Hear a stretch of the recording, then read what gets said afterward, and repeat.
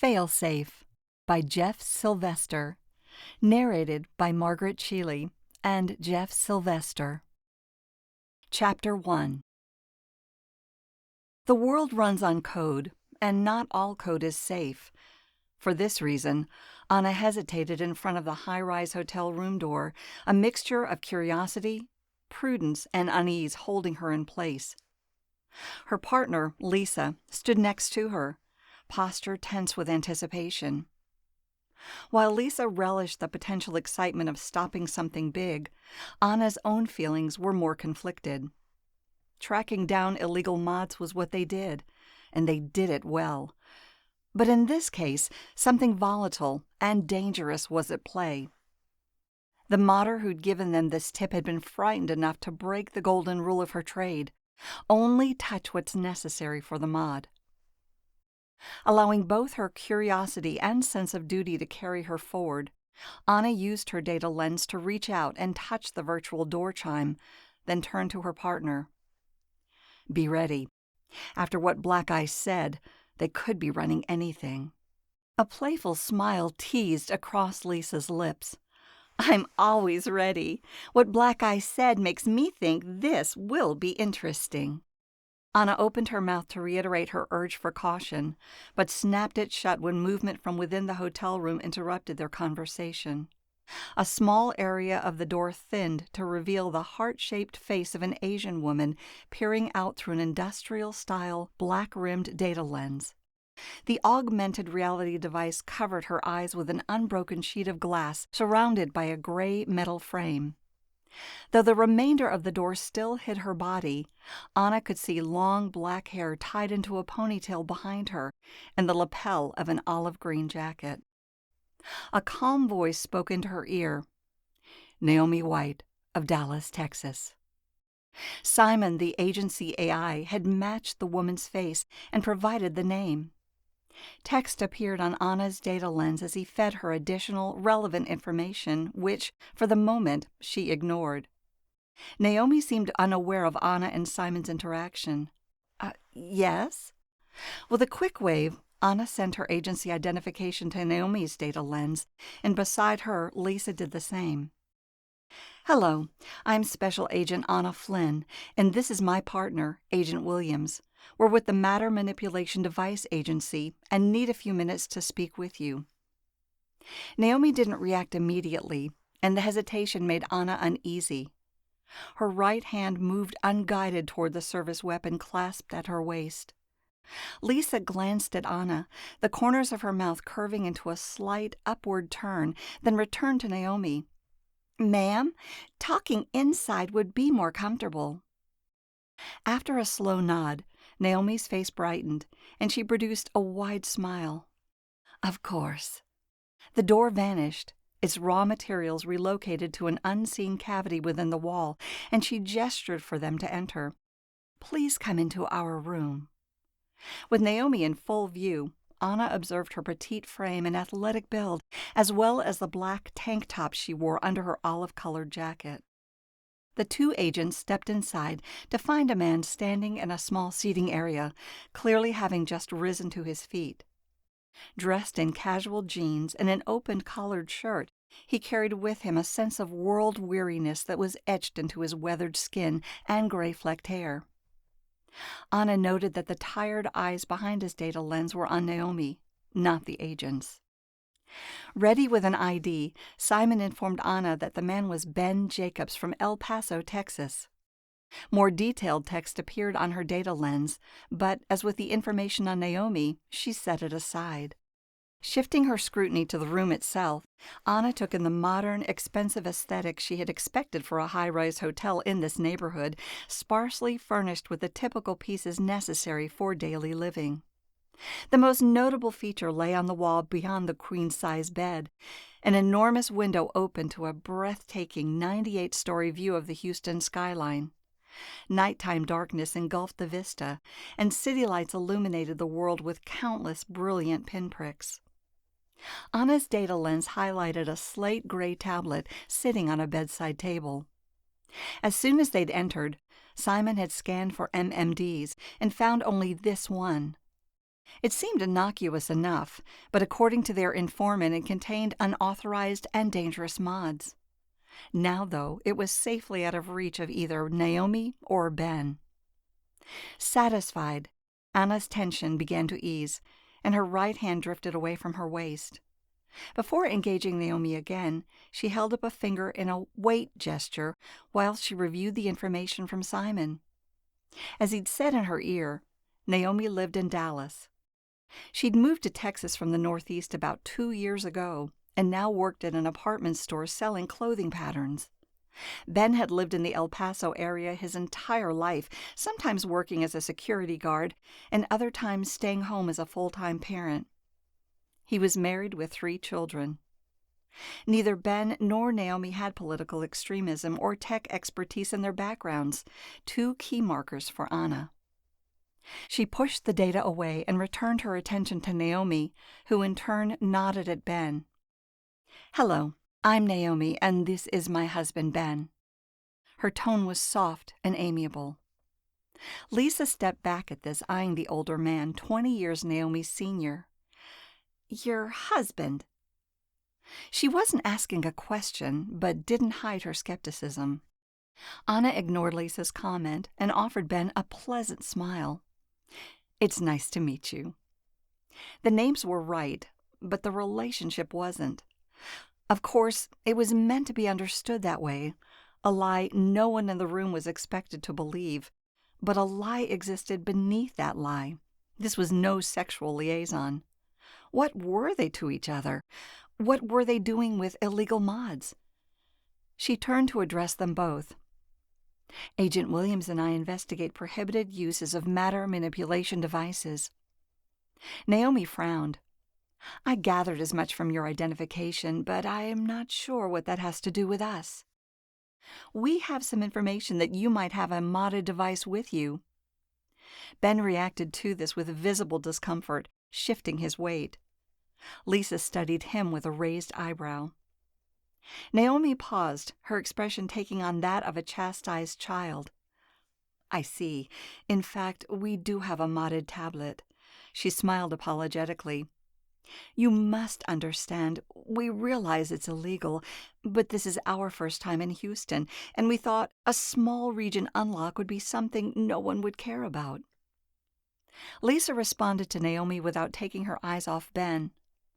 "Oh, it's more than a region unlock. We wouldn't be here for something like that. A region unlock would get you a fine if you walked up and shoved it in the face of a beat cop." Injecting the smallest of gaps in the conversation's flow, she faced Naomi. "If we're here, it's because we know you have something a lot bigger going on." Naomi tilted her head and narrowed her eyes. "And what are we meant to have going on?" "You tell us." "I don't have anything to say. However, maybe I don't need to." Naomi turned and stepped over to the bedside table with the MMD tablet. As Naomi moved, Anna focused on Ben, watching him carefully. Experience from almost 20 years in the agency told her that of the pair, Naomi might be more dangerous, but Ben was the one standing on the edge. On the edge of what, though? He was nervous about getting caught, but what danger could he pose? Simon's scan had detected 1 MMD, and Ben didn't have it, so he wasn't a threat. Still, he was hiding something. Naomi picked up the tablet, carried it back, and handed it to Lisa, her pleasant demeanor having undergone a subtle shift into something colder. "You can see for yourself we have nothing concerning." Lisa took the device without breaking eye contact and connected it to her data lens.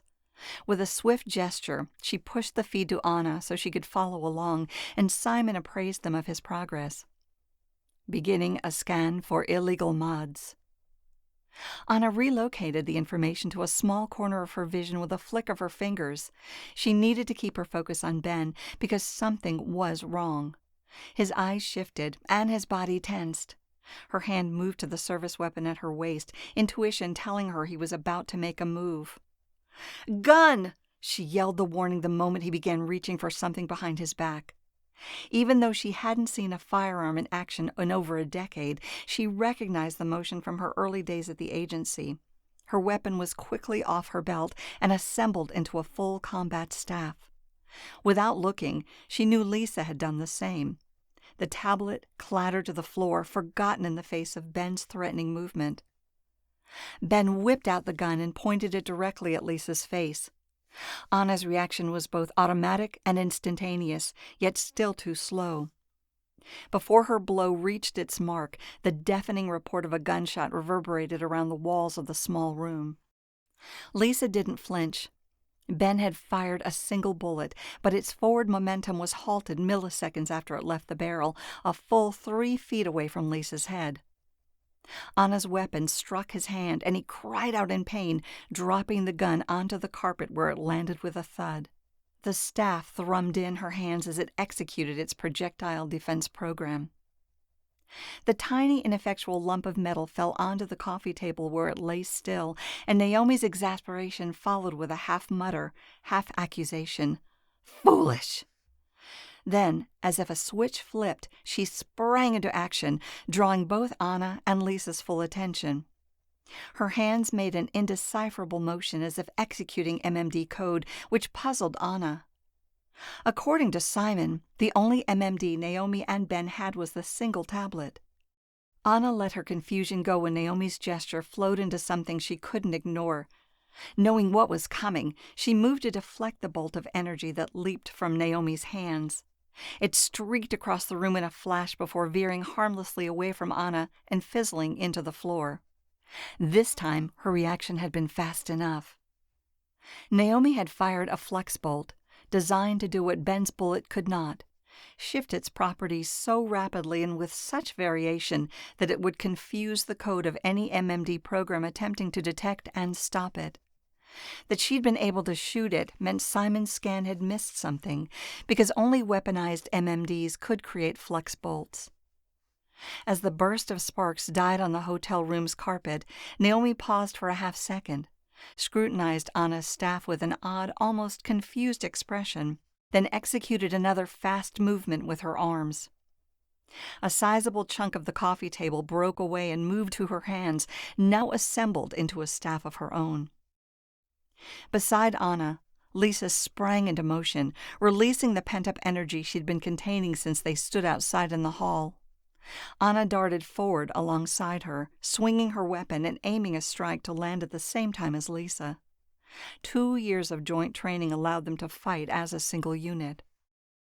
Naomi reacted instantly, shifting her staff so each end connected with the agent's blows, then briefly shifting her weight back into her heels before launching into a counterattack. The 3 women rotated around the small room, locked into combat. Anna and Lisa held the advantage in numbers, but Naomi had more space to maneuver, forcing her attackers closer to the walls where they couldn't execute full swings. Stepping back, she positioned herself next to Ben, still cowering by his chair. Gripping her staff one-handed, Naomi crossed her wrists, turned at the waist, and made a sweeping motion as if pushing through water.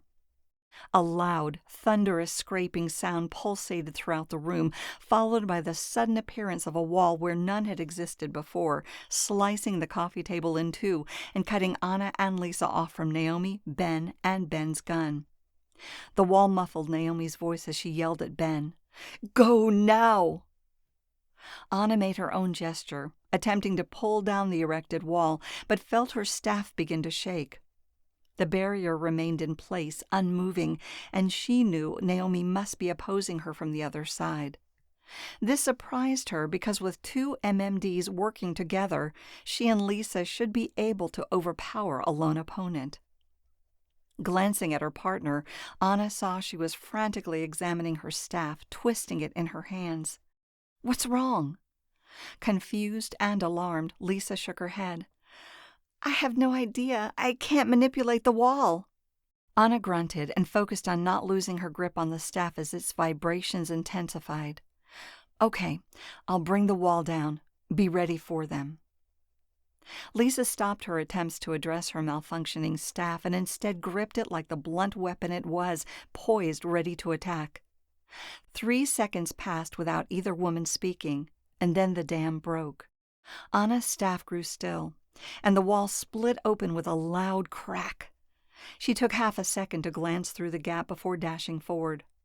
On the other side, she was unsurprised to find chunks from the left wall and floor missing.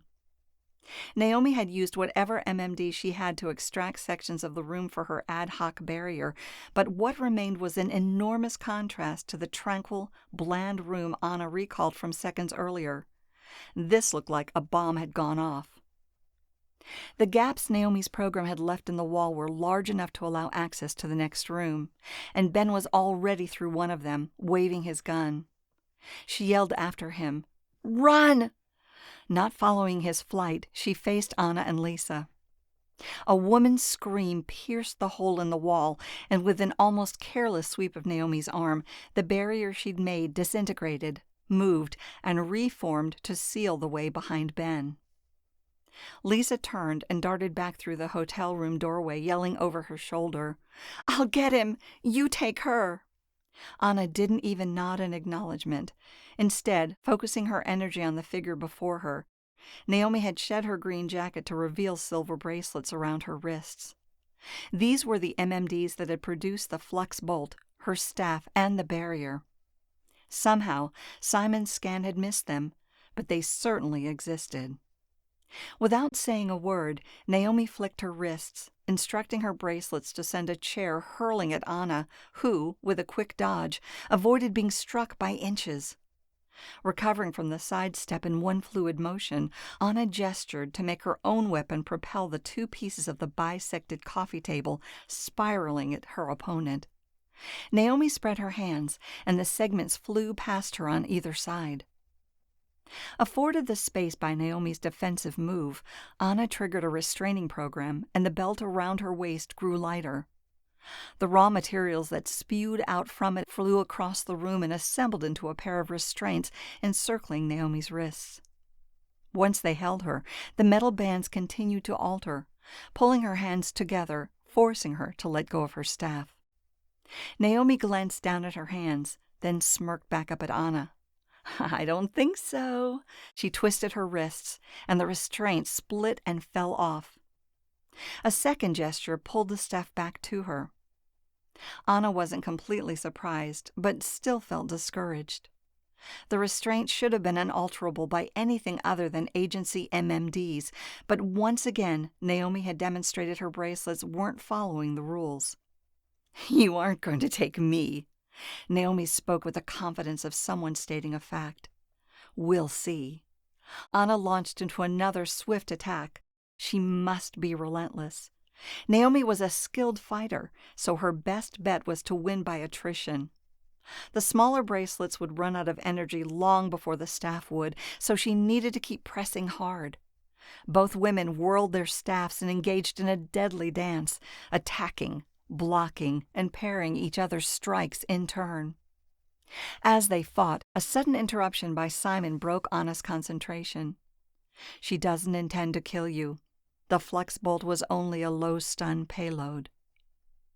The distraction irritated her, but the information was good. If Naomi wasn't trying to kill her, her goal was to play for time. But time for what? The answer came in the form of another gunshot, this one muffled and far away. As if cued by the gun's report, Naomi parried one more swipe and swung her staff to land a solid hit on Anna's arm. It connected hard, and a jolt of fire fanned out across the left side of her body. Pushing past the pain, Anna crouched down and brought the other end of her staff around toward Naomi's head. Naomi shifted so that it struck her shoulder instead, but the blow was powerful, and she staggered backward, tumbling onto the bed. As she landed, she let go of the staff, turned onto her side, and rolled to a graceful recovery off the far edge. She tugged at an oversized comforter on her way up and ripped it off the mattress. As Naomi went for the window, Anna realized what her opponent intended to do. Both women moved simultaneously, Naomi shattering the window and Anna pulling up the floor beneath it. Naomi stumbled as the rising barrier lifted her up, but managed to clear the window before Anna could block her escape. 98 stories off the ground, she flung herself out into the open air, comforter in hand. Anna swore under her breath as she dashed to the window and saw Naomi flying away from the building. Encased in a wingsuit she'd definitely not been wearing moments earlier, she sailed through the night, a parachute deployed behind her. The comforter was gone, its molecular structure of light cotton transformed into tough nylon. Anna exhaled in frustration, considering how to follow. Her skill set did not include base jumping, despite a great deal of training over many disciplines. She could create a flying platform, but this high up, that carried a good deal of risk, and she didn't think she could travel fast enough to keep up with Naomi's rapid glide. Simon spoke again, changing the equation. Lisa is down. She has been shot.